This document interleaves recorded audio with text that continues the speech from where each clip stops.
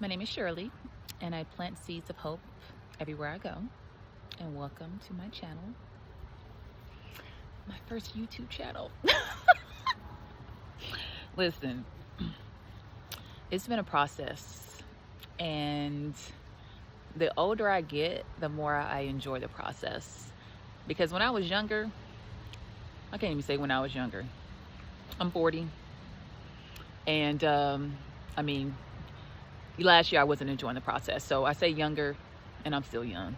But enjoy the process, because that's where you grow. And I say that because at first, hearing my voice on video talking was not something that I wanted to do. It was absolutely outside of my comfort zone. And I'm at a point in my life right now where I'm trying to do everything that I want to do. Like, little Shirley is like, yo, what's next? So I say that because, me stepping outside my comfort zone, doing videos, talking about confidence, being a motivation for others, being an inspiration for others, and also me going on my own healing journey as well. It's been transformative. And I had to realize that I have a lot of gifts that I'm not tapping into because I'm low-key scared. What are people going to think? What are people going to say? And I don't care anymore. And you will almost think it's a little dangerous, but it's exciting to get to that point in your life. And I never thought that it was even another level to go, but hey, you never know. Keep on living. But the video I wanted to make today was in regards to a quote that I had seen earlier. And the quote said, "You cannot love your life and hate the experiences that shaped you." You cannot love your life and hate the experiences that shaped you. Because the experiences that shaped you is also what created you into becoming this higher self that you are striving to be and showing up as every single day. You gotta love all the parts, the light and the dark, because even in that darkness, it's a lot of lessons. It's so many lessons in the darkness. And you running from those lessons is what's preventing you from elevating. I seen this quote that said something along the lines of, seeds are not scared of the dark because they need the darkness and the light to grow. And I was like, wow, like, I never thought about it like that. Because most people I talk to, they're scared of the dark. I think it was a TV show back in the 90s called Scared of the Dark. I can't remember. I think it was. But no, they're scared of the dark. In the dark, everything is not illuminated. It could be a lot of things that you don't see, a lot of shadows, and that in itself is uncomfortable. But the only way you can evolve and transcend is for you to be uncomfortable, to get out your comfort zone, to try something new. I teach algebra, and I'm a basketball coach, and also just a part-time therapist as well. And I'm constantly telling my players that I need them to get out of their comfort zone. A lot of them show up to practice and, they want to do the drills they want to do. Or they want to do the drills that they're good at. They want to do the ball handling drills that they know they can complete effortlessly. They want to shoot the shots that they know they can hit. And I'm just like, nah, We could do a little bit of that. But if you're not walking out of here challenged, if you're not walking out of here, you were a little uncomfortable, or maybe even second guessing the fact that you even came to practice today, I did not do my job. So I need you to get used to being uncomfortable if you want to grow. Because again, you cannot love your life and hate the experiences that shaped you. Because in those experiences, that is the depth. Those are the layers. You are not just on the surface. Nothing in this universe, in this world, is just on the surface. Everything comes with layers. It has to be in order for it to even exist. So you denying parts of yourself is you denying your whole self.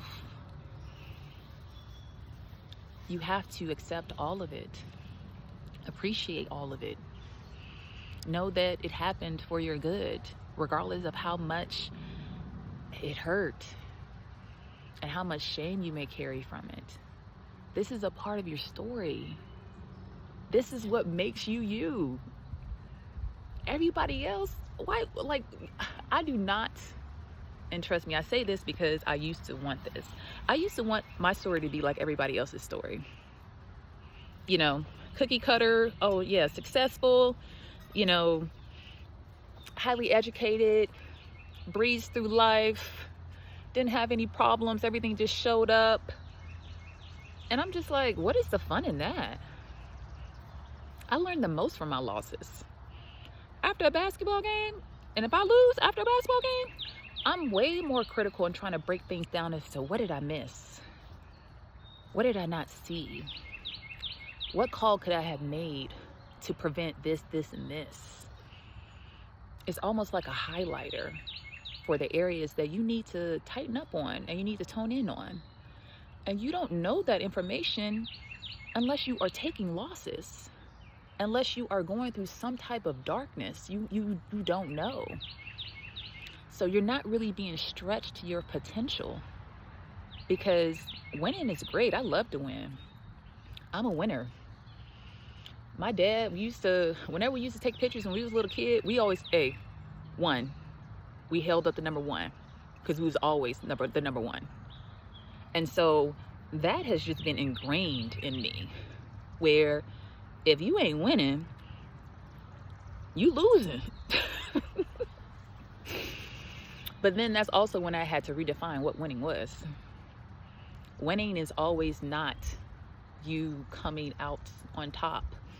As far as, going back to basketball again, you winning the game. You can still win the game, even though technically the scoreboard may say something else. There's different layers of winning. And it's really just a mindset shift that needs to be made. And you need to make a decision that you winning in every situation, even when you're losing, because there's so much information in those losses. So again, you have to love all the parts of your life. You have to love all the parts of your life. The good, the bad, and the ugly. Because that is what makes your story. And one more thing before I go.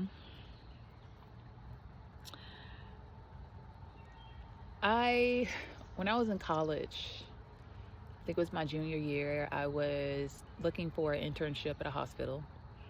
I was studying, I think, to become a physician assistant. I knew I wanted to help people. I knew that's something that was always in me. I knew I've always wanted to help people.